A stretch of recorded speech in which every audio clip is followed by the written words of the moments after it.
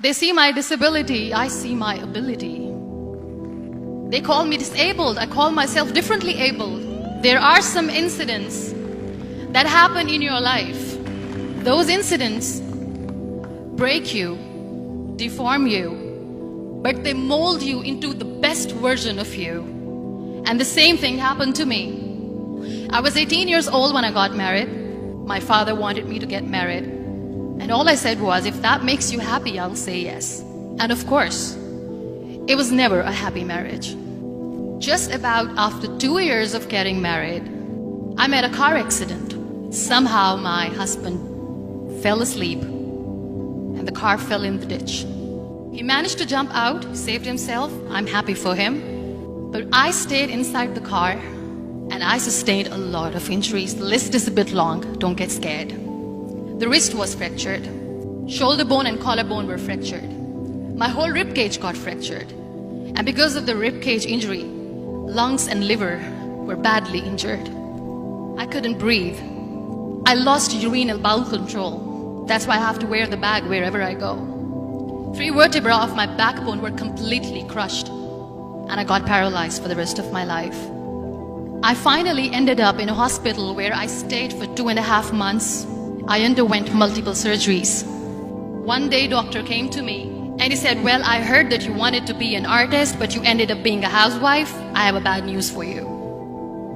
You won't be able to paint again because your wrist and your arm are so deformed, you won't be able to hold a pen again. Next day, doctor came to me and said, your spine injury is so bad, you won't be able to walk again.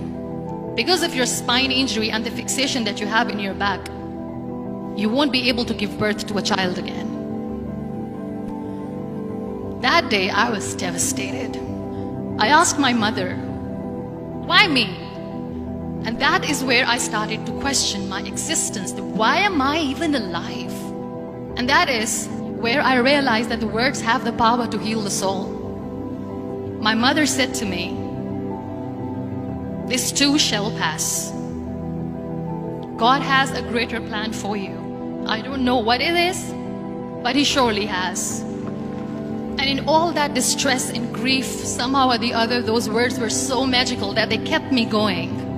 One day I asked my brothers, I know I have a deformed hand, but I'm tired of looking at these white walls in the hospital and wearing these white scrubs. I'm getting tired of this. I want to add more colors to my life. I want to do something. Bring me some colors. Bring me some small canvas. I want to paint.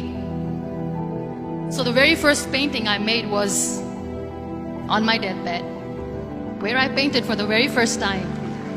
It was not just an art piece or just my passion. It was my therapy. And then I was discharged and I went back home. And I went back home and I realized that I have developed a lot of pressure ulcers on my back and on my hip bone. I was unable to sit. There were a lot of infections in my body, a lot of allergies. So doctors wanted me to lie down on the bed straight for not 6 months, for not 1 year, for 2 years. I was bedridden, confined in that one room, looking outside the window, listening to the birds chirping and thinking maybe there will be a time when we'll be going out with the family and enjoying the nature. That was the time where I realized how lucky people are. That is the time where I realized that the day I'm going to sit, I'm going to share this pain with everyone to make them realize how blessed they are, and they don't even consider them lucky. That day I decided that I'm going to fight my fears. We all have fears. Fear of unknown, fear of losing people, fear of losing health, money. We want to excel in career, we want to become famous, we want to get money. We are scared all the time. So I wrote down one by one all those fears. And I decided that I'm going to overcome these fears one at a time. You know what was my biggest fear? Divorce. I was trying to cling on to this person who didn't want me anymore, but I said no. I have to make it work. But the day I decided that this is nothing but my fear, I liberated myself by setting him free. And I made myself emotionally so strong that the day I got the news that he's getting married, I sent him a text that I'm so happy for you and I wish you all the best. And he knows that I pray for him today.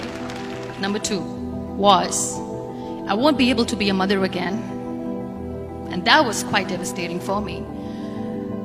But then I realized there are so many children in the world, all they want is acceptance.